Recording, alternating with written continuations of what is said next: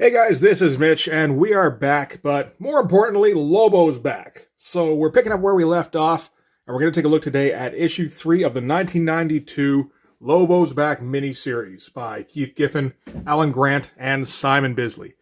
Just before we get into it, if you enjoy the channel, if you feel like you might want to support me a little bit as an artist, what you can do is in the description there's a link to my Patreon, and if you subscribe there, that gives you access to everything I do, from the Blood Force pages and comics, to the YouTube videos before they get uploaded to YouTube, as well as some Patreon exclusive content. And also, if you wanted to follow me on Instagram, I'm dropping content there every day at the moment, and you can DM me there for commissions. So, what the hell's been going on in this series? Well, in the last couple of issues, let's see, issue 1, we introduced a new badass on the scene with Lou and his brother Feces. We did that. Who Lobo was tasked with hunting down because he'd skipped his bail. And it turned out Lou was a bit more than Lobo could handle, and he actually ended up killing the main man. So, issue 2 picked up right where we left off, with Lobo in the afterlife, being passed around from realm to realm, from hell to heaven, and in between, and eventually winding back up on Earth, just not exactly in the way he would have preferred. So that's kind of where we are at the beginning of this issue, with Lobo stuck in 1940 London during the Blitz, trying to get himself killed so that he can go back up to heaven and get himself reincarnated properly. Alright, so let's start with the cover here. Suggested, of course, for mature adults. Immature adults need not apply. And this one is a different cover. This is not Bisley. This is some Sam Keith. And it's an interesting time to get a Sam Keith cover, actually. If we're in October of 1992, Image is well underway. We're maybe 6 months away from the Max #1. Sam Keith is probably drawing Marvel Comics Presents covers right now.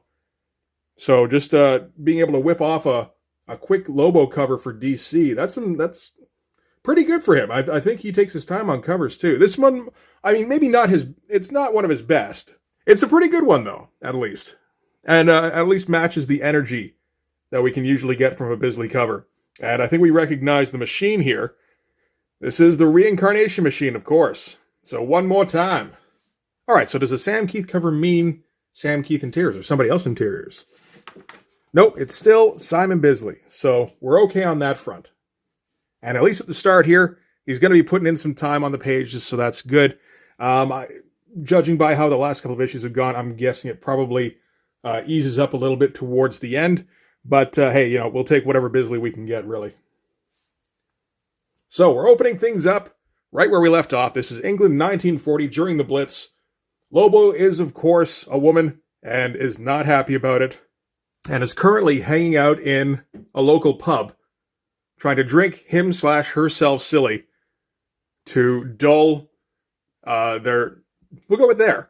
To dull their senses enough so that their self-defense mechanism doesn't kick in, and they can kill themselves properly. And currently, Lobo's biggest complaint is with the company he's having to keep in the pub. He's not a fan of Brits, apparently, or at least not World War II Brits. I do love the detail Bisley's able to get out of these arms. That's great stuff. So yeah, Lobo's going to drink themselves silly, and is had enough of the Brits constantly singing to keep their spirits up. Who needs that kind of crap? So, drives them all away by announcing that they're horny. And that sends them all running. And it seems like Lobo really doesn't have too much of a problem being a woman, really. I mean, he's got some general complaints, such as it's a bit pneumatic for his tastes. I'm not even sure what that means. Can't help feeling something important is missing. I can guess on that one. And suppose it could have been worse. And it could have been that time. That's true. Yeah, no, PMS Lobo. That could have been a problem. Absolutely. At that point, the air raid siren sounds. Lobo celebrates because they can go outside and get themselves well and truly fragged. So, on their way out, Lobo encounters a small child looking for her mumsy. These, of course, the Brits are going to be the most stereotypical kinds of Brits you can imagine. And it's okay, because it's scripted by Alan Grant, who is himself a Brit. And turns out Lobo wasn't able to find much of Mumsy, just the head. But hey, what was she going to expect for whatever that is? 3 pence? Probably. Maybe 15? I'm not sure how the pence works. At that point, the Luftwaffe descends on London. Lobo finds the highest point they can to try and get their attention. It's like, target here. At which point they're distracted by somebody talking to them in the middle of an air raid. And we're going to get a lot of this 6-panel grid stuff. These are the results of the Keith Giffen layouts. This is how he rolls. Which is very good for storytelling. Not very good for revisit videos, though. So it turns out that Lobo has been confronted by General Glory and his sidekick, Ernie Lad, by the looks of it. So, Captain America ripoff, who assumes that Lobo has gone mad with the constant aerial barrage, all that kind of business, and kind of exhorts them to keep their chin up and smile and, stiff upper lip, all that good British stuff. And Lobo, of course, just wants General Glory to frag off so that they can get themselves well and truly fragged. And Batman's Sword of Azrael is starting up, eh? So that's going to lead into Nightfall, I guess. Interesting stuff. And General Glory takes it upon himself to remove this fair maiden from the scene here.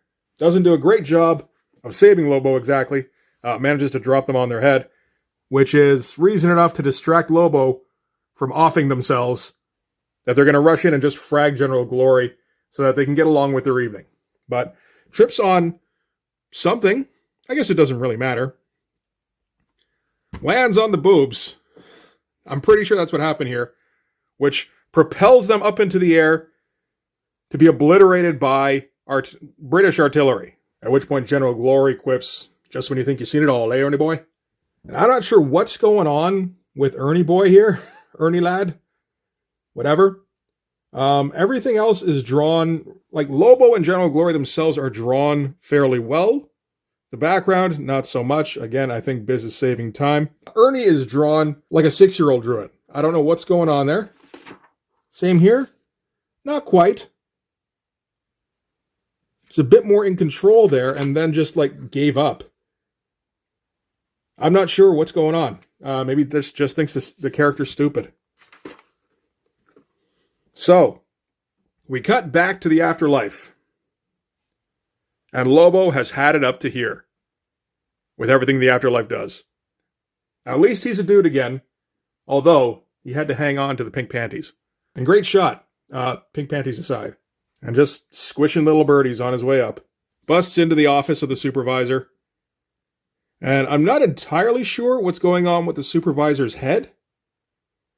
It seems to be turning into pustules. I believe what this is that earlier when he was having to deal with Lobo, he was complaining about getting a headache. Yeah, right around here. 1,000 years dead and first headache. Although he does have the Band-Aids over his face already. I think that's just because he's constantly popping pimples. And then by the end of the issue, no, still not. And and the last time we see him, he still looks in pretty much the same kind of shape. So this is a new development. And it doesn't actually get explained. So this is either, that headache just becoming apocalyptic, or perhaps punishment from God for breaking rules for Lobo. Could be a little column A, a little of column B. I'm not for sure. And anyway, Lobo has got grievances with the supervisor for the way that last reincarnation went. Supervisor explains that one is never reincarnated quite as oneself. Thought you understood that much. Lobo retorts, "I don't understand nothing unless I want to understand it." And clarifies, "Look, I'm just going back how I am right now, back to when I died." And he's just gonna throw tantrums till he gets what he wants. Supervisor points out, which has been pointed out several times before, and which will continue to be pointed out, that you can't kill people who are already dead. Which stops Lobo cold for a second, but just for a second before he kicks out his spine. And that is enough to convince the supervisor, okay, let's do the reincarnation thing one more time then, I guess. And he gets sent to the reincarnation appeal department. So when you're looking for a specific reincarnation, this is where you have to go. And we're going to get a bunch of great little Bisley characters in here. I mean, Frankenstein, obviously, but like all this stuff here, a little more detailed than it needs to be. Yeah, Biz is having some fun with these pages.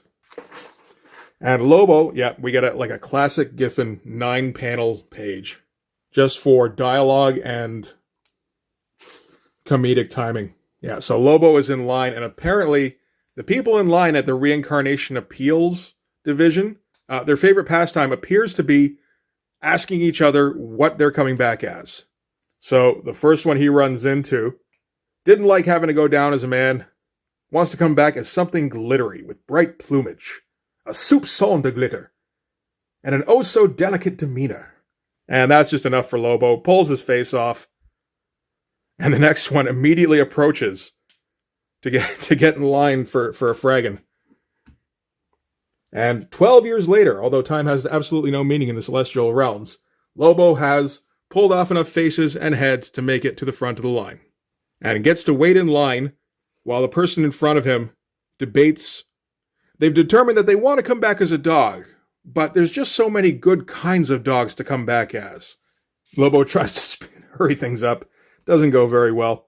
We're going to get a middle finger in here. So I don't know. It feels like the editors... Because we did get a dick joke in the last book, but apparently language and that kind of thing, it's allowed to slide through a little bit more easily. And so they call him a feckless hooligan, and that's just kind of last straw for Lobo here. Grabs some fellow loiterers and just starts swinging them around. First getting in a little bit of swinging practice, then finding the one with the best swing so that he can do a wind-up on the one that's currently taking up all their time. And cut immediately to the guards. The alarm is sounding because violence once again is happening in heaven. Surprise, surprise. So they did get him under control eventually. It took 37 crack troop divisions to restrain him. And at this point, the supervisor's just like, just let him have what he wants. Just get him out of here. I don't want to deal with him anymore. My brain is exploding as we speak. Yeah, all this stuff, this just like cartooning kind of stuff. You don't see a ton of from Biz usually. It's interesting to see him just have fun with it. So, the reincarnation technician, I believe, is trying to run through a couple of options. Slides by comic book editor, because there's plenty of potential for mayhem and all-around badness. But no, Lobo doesn't going to sink that low. So they're ready to acquiesce. They're going to just send him back to when he died, as he is. And they better, because if they don't, I mean, we already know what Lobo's going to do. And boff, gone. But yeah, fun panel. I like that one. So it turns out that just because he had to go back to Dooley 7, they've got a weird kind of lingo there. They use a rather obscure interlac dialect, apparently, where some of the grammatical construction can take on different meanings depending on its usage. So Zarnian, for instance, doesn't necessarily mean what it should mean. And the supervisor's head is just melting as he hears this. That's some great stuff. It's fucking gross as shit. But turns out what's happened is Lobo has once again been reincarnated, this time as a squirrel. Okay. So, yeah, no, we get Lobo the incensed squirrel. It's a cool looking squirrel, as far as that goes. And of course, Lobo ain't happy about that. Yeah, that squirrel looks pretty badass. Good job there. So, gotta go get himself killed again.